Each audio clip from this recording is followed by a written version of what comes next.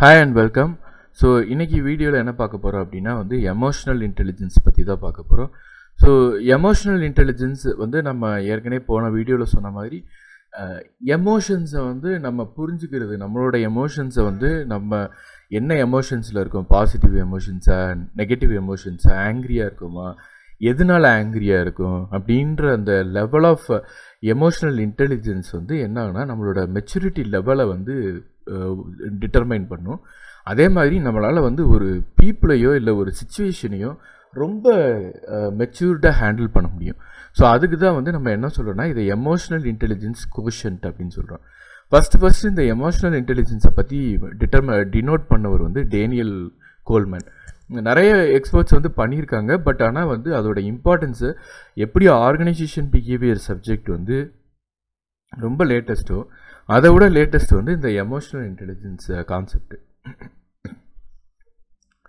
So இந்த கான்செப்டில் என்ன அப்படின்னு பார்த்தீங்கன்னா எமோஷ்னல் இன்டெலிஜென்ஸ் அப்படின்றது இவர் என்ன சொல்லியிருக்காங்கன்னா capacity for recognising our own feelings, நம்மளோட எமோஷன்ஸையும் நம்மளோட ஃபீலிங்ஸையும் நம்ம புரிஞ்சுக்கிட்டு அதை எப்படி மேனேஜ் பண்ணுறது அப்படின்றத தான் சொல்லியிருக்காங்க.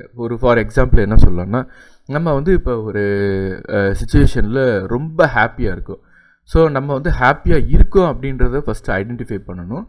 தென் அந்த ஹாப்பினஸ்னால நம்மளை சுற்றி இருக்கிறவங்களுக்கு பாசிட்டிவ் கான்சிக்வன்ஸ் வருதா இல்லை நெகட்டிவ் கான்சிக்வன்ஸ் வருதா அப்படின்றத நம்ம ஃபஸ்ட்டு இது பண்ணணும். ஏன்னா ஹாப்பினஸ்னால சில பேர் நல்ல ஹாப்பியாக இருக்காங்க, நல்ல ஒரு அச்சீவ்மெண்ட் பண்ணியிருக்காங்க அப்படின்னோடனே டக்குன்னு அரகன்ஸ் வர்றதுக்கு ரொம்ப மைல்டு கேப் தான் இருக்கும். டக்குன்னு அரகண்ட் ஆகிட்டாங்க அப்படின்னா ஒன்ஸ் தலகணம் ஏறிடுச்சு அப்படின்னா அப்போ அது நெகட்டிவ் கான்சிக்வன்ஸ் கொடுக்க ஆரம்பிச்சிடும். ஸோ இதே அப்படியே நம்ம நெகட்டிவ் எமோஷன்ஸையும் எடுத்துக்கிடுவோம். நெகட்டிவ் எமோஷன்ஸ் எடுக்கிறோன்னா ஆங்கர் வரும்போது நம்ம என்ன பண்ணோம்னா நமக்கு எதனால கோவம் வருது, நமக்கு கோவம் வருது ஃபஸ்ட்டு, ஓகே எதனால நமக்கு இந்த ஆங்கர் வருது அப்படின்றத ஃபைண்ட் அவுட் பண்ணிட்டோம்னாலே நம்மளால் ஈஸியாக நம்ம மேனேஜ் பண்ணிடலாம். ஸோ இது எப்படி சார் இதெல்லாம் எப்படி இப்படி சொல்கிறீங்க அப்படின்னு கேட்பீங்க. பட் இதை பற்றி நம்ம டீட்டெயிலாக இங்கே பார்க்க போகிறதில்ல. இதை பற்றி நம்ம என்ன சொல்கிறதுனா இவர் எமோஷ்னல் இன்டெலிஜென்ஸ் EQ அப்படின்னு சொல்லியே ஒரு புக் எழுதியிருக்காரு. EIQ ஆர் EQ அப்படின்னு சொல்லுவாங்க. எப்படி IQஓ இன்டெலிஜென்ட் கோஷன்ட் இருக்கணுமோ அதே மாதிரி எமோஷ்னல் கோஷன்ட் இருக்கிறவங்க தான் சொசைட்டியில் ஒரு ஈஸியாக நேவிகேட் ஆகி டாப் பொசிஷனுக்கு போகிற பீப்புளாக இருக்காங்க அப்படின்றத இவர் சொல்கிறாரு. இவர் சில மெட்ரிக்ஸ் கொடுக்குறாரு. அதில் இந்த EI ஸ்கோர் அதிகமாக ஸ்கோர் பண்ணவங்க இந்த சொசைட்டியில் நல்லா அவங்களால சர்வே பண்ண தெரிஞ்சவங்களா இருப்பாங்க அப்படின்றது இவரோட ஒரு தியரி. அண்டு இது ப்ரூவ்டு தியரியும் கூட. ஓகே, ஸோ எமோஷ்னல் இன்டெலிஜென்ஸோட நேச்சர் அப்படின்னா எப்படி இருக்கும் எமோஷ்னல் இன்டெலிஜென்ஸ் அப்படின்னா ஃபஸ்ட்டு விஷயம் செல்ஃப் அவேர்னஸ், நம்மளே நம்மளோட எமோஷன்ஸை புரிஞ்சுக்கிறது.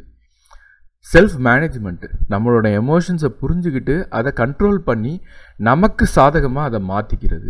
எல்லா ஹியூமன் நேச்சரும் என்னென்னா நான் சொன்ன மாதிரி ஆங்கர் வரும்போது நம்மளால் கண்ட்ரோல் பண்ண முடியாது. பட் ஆனால் ஓரளவுக்கு நம்ம அந்த ஆங்கரை புரிஞ்சுக்கலாம். இப்போ ஃபார் எக்ஸாம்பிள் நம்ம வீட்டுக்கு வரோம், அப்போ நம்மளோட ஒரு ஃப்ரெண்டோ இல்லைன்னா நம்மளோட சிஸ்டரோ பிரதரோ இல்லைன்னா நம்மளோட குழந்தைங்களோ யாரோ நம்மக்கிட்ட பேச வருவாங்க, இல்லை நம்மக்கிட்ட சும்மா விளையாட வருவாங்க. திடீர்னு நம்ம என்ன ஆகும்னா இரிட்டேட் ஆகி கோவப்படுவோம், ஏன் என்னை தொல்லை பண்ணுற அப்படின்ட்டு. அப்போ இந்த ஆங்கர் என்னன்னு பார்த்தீங்கன்னா அவங்க மேலே இருக்காது. பட் ஆனால் இந்த ஆங்கர் நம்மளோட ஒர்க்கிலேருந்து வந்துருங்க, அப்படியே கேரி ஃபார்வர்ட் ஆகி அதை நம்ம இங்கே அப்படியே போர் பண்ணுவோம். ஏன்னா அங்கே நம்மளால் அந்த ஆங்கரை காமிக்க முடியாது. அது நம்ம சர்வைவலை பாதிக்கும், நம்மளோட வேலை போயிடும். பட் அதனால் நம்மளால் எங்கே முடியாதோ அங்கே காமிக்கிறதில்ல, நம்ம எங்கே காமிக்க முடியும்னு நினைக்கிறோமோ அங்கே காமிச்சிருவோம். இதை தான் என்ன சொல்கிறாங்கன்னா புவர் எமோஷ்னல் இன்டெலிஜென்ஸ், அந்த எமோஷன்ஸோட ரியாக்ட் பண்ணுறது. ஆனால் நம்ம என்ன பண்ணணும்னா எமோஷ்னல் இன்டெலிஜென்ஸாக இருக்கிறவங்க நமக்கு ஆங்கர் வருது, எதனால ஆங்கர் வருதுன்னா இந்த ஒர்க்குனால தான் ஆங்கர் வருது அப்படின்றத அவேர்னஸாக இருக்கணும். அதனால் இங்கே ரியாக்ட் பண்ணக்கூடாது, ஒர்க்கில் நம்மளோட இதை டைரெக்டாக அதுக்குன்னு அங்கே காட்டக்கூடாது. அதை எப்படி ஹேண்டில் பண்ணுறது அப்படின்னு இந்த ஆங்கரை ரிலீவ் பண்ணிவிட்டு அதுலேருந்து டிட்டாச் ஆகி எப்படி நம்ம சாதிக்கலாம் அப்படின்றத கான்சன்ட்ரேட் பண்ணணும். ஸோ அதுதான் ஒரு எமோஷ்னல் இன்டெலிஜென்ஸ் கான்செப்டோட ஒரு பேஸ்மெண்ட்டே.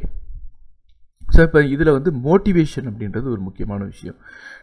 நம்ம வந்து அச்சீவ் பண்ணணுன்ற அந்த ட்ரைவ் இருக்கணும். அப்போ தான் இந்த எமோஷனல் இன்டெலிஜென்ஸை நம்ம பாசிட்டிவாக யூஸ் பண்ண முடியும். அதே மாதிரி எம்பத்தி அப்படின்றது இப்போ நிறைய பேருக்கு ரொம்ப முக்கியமான விஷயம். நம்ம எப்பயுமே இப்போ இருக்கிற காலகட்டத்தில் நம்மளை பற்றி தான் நிறைய யோசிக்க ஆரம்பிக்கிறோம்.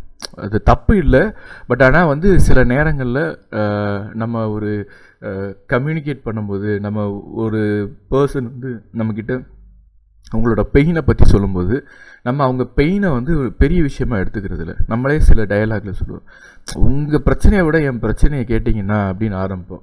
அப்போ அவள் என்ன ஆயிருன்னா அந்த ஆப்போசிட் பர்சனுக்கு ஐயோ எதுக்கு நம்ம இவங்ககிட்ட இப்படி சொன்னோம் அப்படின்னு ஆயிடும். நம்ம என்ன பண்ணணும்னா அவங்க ப்ராப்ளம் வந்து நமக்கு சின்னதாக தெரியும், பட் ஆனால் அந்த இடத்துல தான் அவங்களோட சிச்சுவேஷனை அண்டர்ஸ்டாண்ட் பண்ணுறது பேர் தான் எம்பத்தி. சின்னதோ பெருசோ, பட் ஆனால் அவங்கள வந்து புரிஞ்சுக்கணும் அவங்களோட எமோஷன்ஸ் என்ன அப்படின்றத. ஸோ அந்த ஒரு ஸ்கில்லு பேர் எம்பத்தி. அண்டு அதே மாதிரி இந்த எமோஷனல் இன்டெலிஜென்ஸில் எம்பத்தின்றது ரொம்ப ரொம்ப முக்கியமான ஒரு விஷயம். அதே மாதிரி சோஷியல் ஸ்கில்ஸ், நல்ல சோஷியல் ஸ்கில் இருக்கிறவங்களால தான் வந்து இந்த எமோஷனல் இன்டெலிஜென்ஸ் நல்லா கண்ட்ரோல் பண்ண முடியும். ஓகே, சோஷியல் ஸ்கில் அப்படின்றது வந்து அதை நான் சொன்ன மாதிரி இந்த சொசைட்டியில் வந்து நேவிகேட் பண்ண தெரியணும். ஹியூமன் நேச்சரை பொறுத்த வரைக்கும் எப்பயுமே வந்து ஃப்ளாட் ஹியூமன் தான். நம்மக்கிட்ட வந்து எதுவுமே பர்ஃபெக்டாக இருக்காது. பட் ஆனால் அந்த இம்பர்ஃபெக்ட்னஸை வந்து நம்ம புரிஞ்சுக்கிட்டு சில நேரங்களில் தவறு பண்ணுறதுனால எல்லாமே தவறு அப்படின்னு நினைக்காம, ஆனால் சில பேரை வந்து நடிக்கிறத பார்த்துட்டு நம்ம அவங்கள வந்து இதுதான் அவங்களோட உண்மையான பர்சனாலிட்டின்னு நம்பாமல் சரியான ரியாலிட்டியை புரிஞ்சுக்கிட்டு சரியான முடிவு எடுக்கிறதுக்கு இந்த எமோஷனல் இன்டெலிஜென்ஸ் ரொம்ப ரொம்ப முக்கியமான ஒரு டாபிக். ஓகே, அதுலேயும் இப்போ இருக்கிற மாடர்ன் சொசைட்டிக்கு இது ரொம்ப ரொம்ப முக்கியமான டாபிக். ஸோ இன்றைக்கி வீடியோ லெக்சரில் நம்ம பார்த்தது emotional intelligence and nature of emotional intelligence. Next வீடியோவில் நம்ம என்ன பார்க்க போகிறோம்னா, நிறைய தியரிஸ் இருக்குது இதில். நிறைய எக்ஸ்பர்ட்ஸ் ஏற்கனவே நம்ம லேர்னிங் மாடலில் பார்த்த மாதிரி இது ஒரு EI model, emotional intelligence model. ஒரு 3 மாடல்ஸ் இருக்குது. அதை வந்து நம்ம நெக்ஸ்ட் வீடியோ லெக்சரில் பார்ப்போம். Thank you and see you in next video.